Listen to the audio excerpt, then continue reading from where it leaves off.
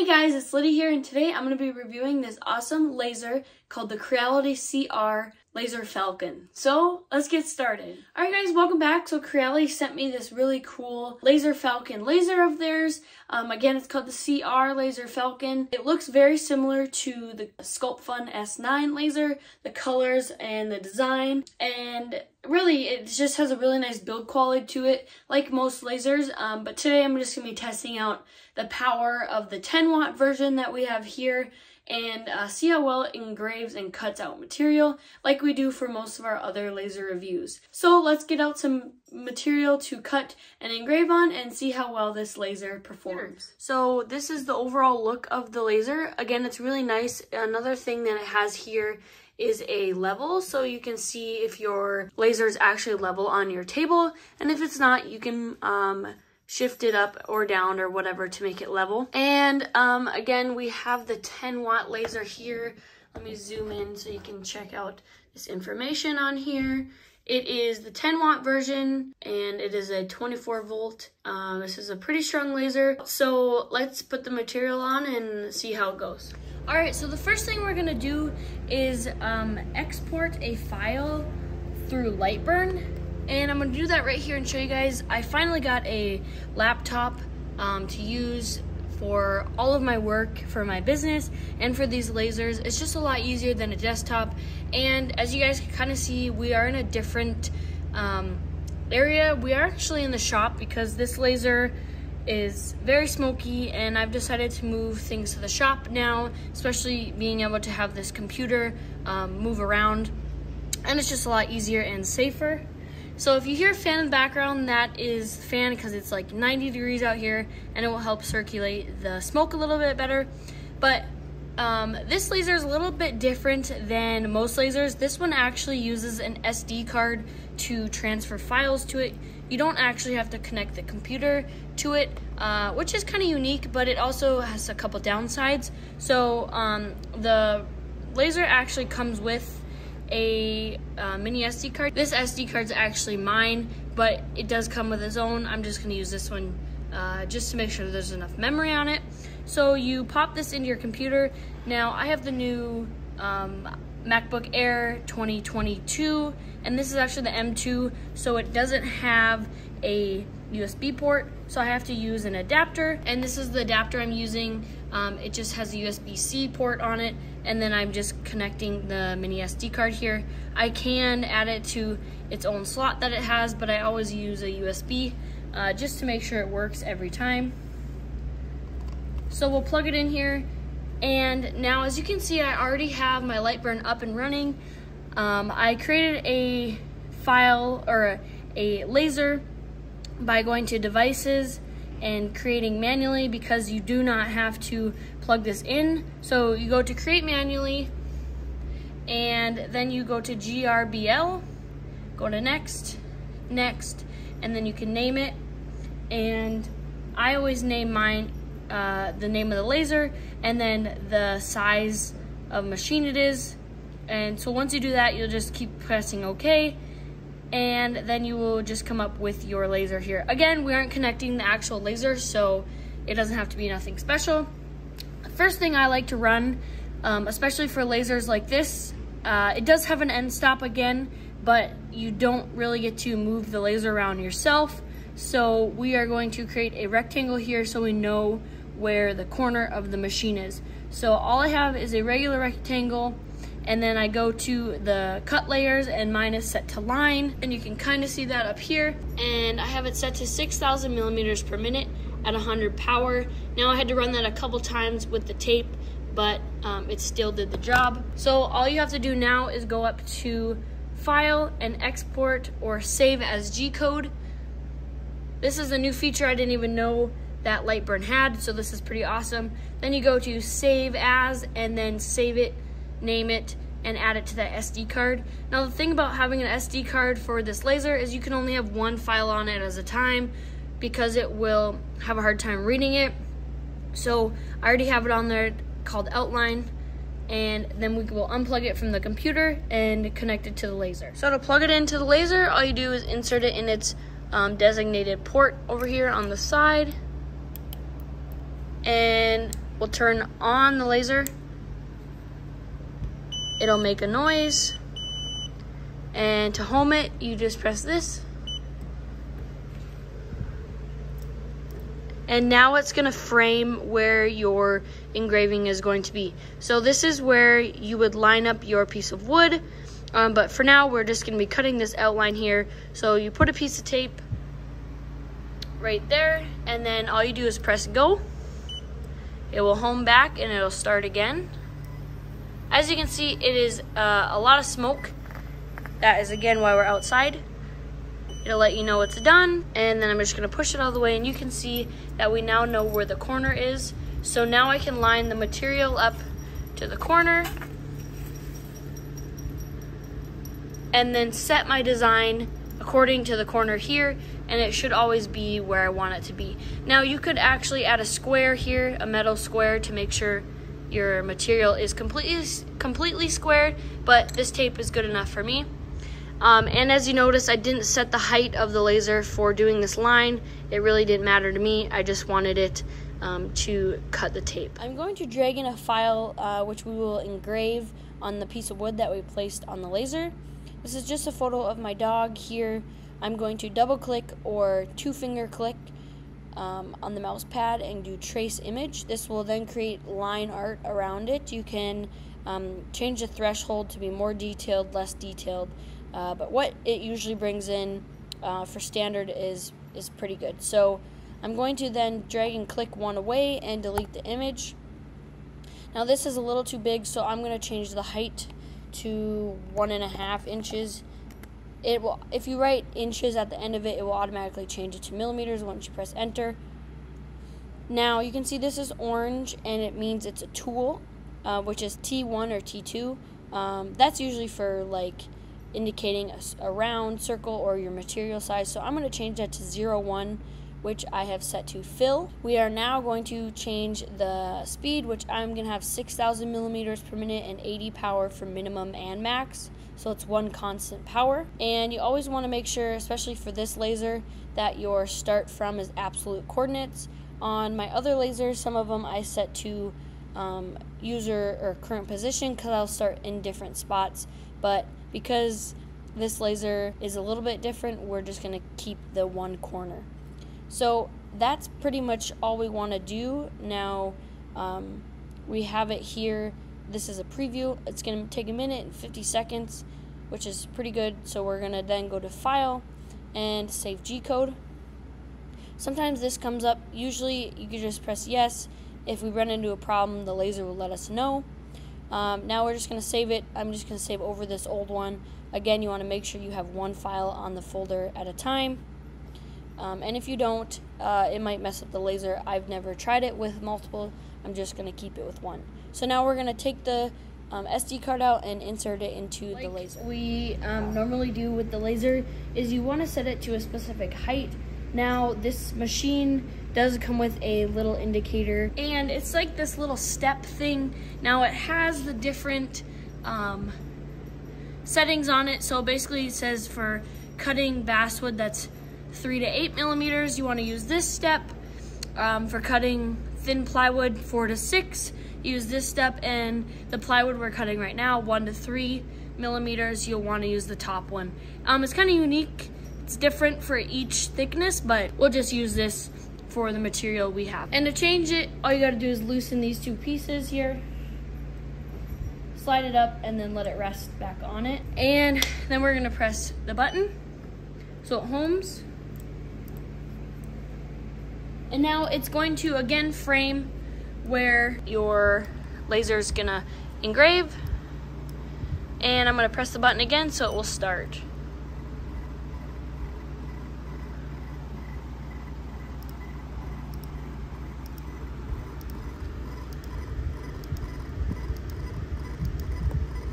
So we're gonna let this go and see how well it turns out.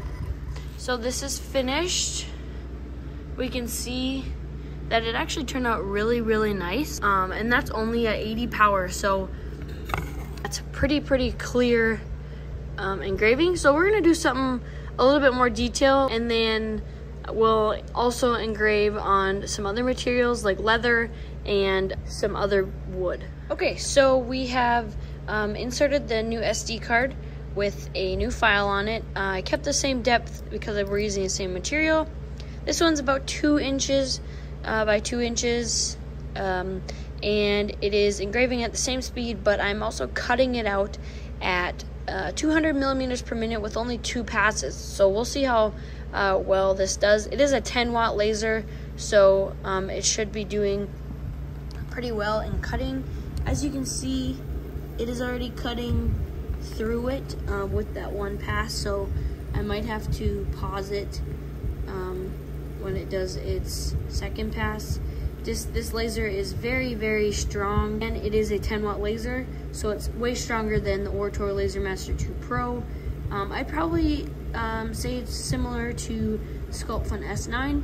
It's just a really nice heavy-duty laser, which obviously cuts like butter through this thin material. We'll see how well it cuts through leather and some thicker plywood as well. Alright, so as you guys can see, that cut out really nicely again, and the engraving is also super, super nice. Again, that's only at 80 power at 6,000 millimeters per minute. So if we would do this at a normal, let's say 3,000, you get a really deep, nice engraving. So now we're gonna try this on some leather, and I'll leave it at the same settings as well. So this leather is pretty nice quality. I got this from doing some other laser reviews, but I'm going to use the same setting here for the thickness, and we'll just have to probably do a couple more passes, but because it is still only this thick, we're gonna keep it at this height. So it just got done with the leather, and as you can see, I did a couple different cuts and engraving. So this was a cut, and as you can see, it kinda cuts out. Let's take it all the way off. So it kind of cut it out. That was, I think, at 200 millimeters per minute, and I think I stopped it at 1 pass because it was clearly going through. Now, I don't know if my leather just wasn't flat enough, because as you can see, it was curling a lot. But the engraving on it is pretty nice, just as nice as the wood was. And then this was 3 passes and this was 1 pass. It just honestly was curling up too much. I don't know if the focus was wrong. I set it to the correct depth, but it cut through, but it doesn't really look so nice on top. But the engravings did look really nice. So let's try some MDF and see how well that cuts and engraves. So here I just set up the MDF, set the height again to the same 1 to 3, and I'm going to start it. Now it's usually cutting first, and as you can see there, right on the edge, it is cutting almost halfway through with this first pass, and this is at 300 millimeters per minute. I did add 2 passes to this, so hopefully it will cut through. And then the engraving is at 6,000 millimeters per minute with 100 power, with only 1 pass, because it is MDF and it should engrave quite nicely. So I did another cut as well with an engraving labeled on it. This means it's 300 millimeters per minute, 100 power with 3 passes. And this one I actually did change the depth between the laser and the material to the 4 and 6 millimeter height, because I wasn't sure if this one cut through.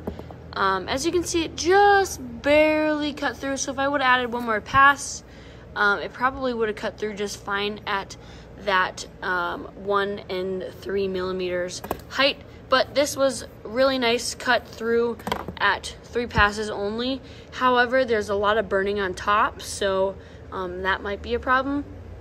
Now, if I added an air assist to this, it probably would be just fine, but that is the cut we got through there. So I'm actually gonna try 1 more cut on here with the settings I did for this, with 1 extra layer or 1 extra cut depth, and then reset it to the 3rd step here.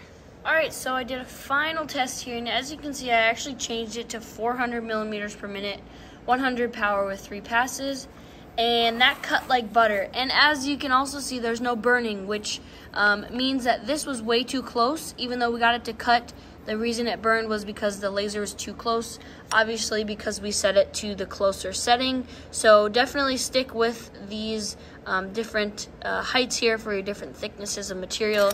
You can see it makes a difference. So 400 millimeters per minute with 3 passes, that's pretty fast for MDF, and it's actually a pretty nice cut as well. So we're gonna try and double up some of these materials and see how deep it can cut, and then we'll try one more thick plywood. So this would be about a 6 millimeter cut, and we set it to, I believe it's 300 millimeters per pass, or 300 millimeters per minute, 100 power, and 3 passes. So there's one layer that we know, and then this one didn't cut through all the way.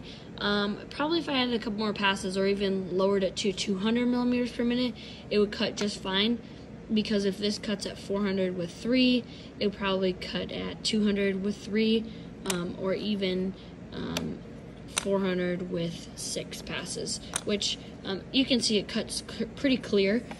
So now I'm gonna do the one last type of wood we have here. This is actually real plywood that you would buy at Menards. As you can see, some of my other lasers have cut it, so we're gonna see if this laser can, and then we're gonna engrave a coaster.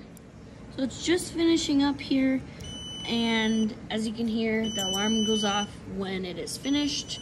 This was at 300 millimeters per minute, 3 passes and 100 power, and as you can see, it pretty much cut perfect. It's just missing a little tab here, which is fine, but that cuts really nice, and really I haven't had a laser cut that fast with that minimal passes before on this plywood, because this stuff's really thick and dense, and usually there's a lot of missed cut points on the back, but for just to have that one turned out really nicely. So we're gonna finish this off with a nice engraving on a coaster.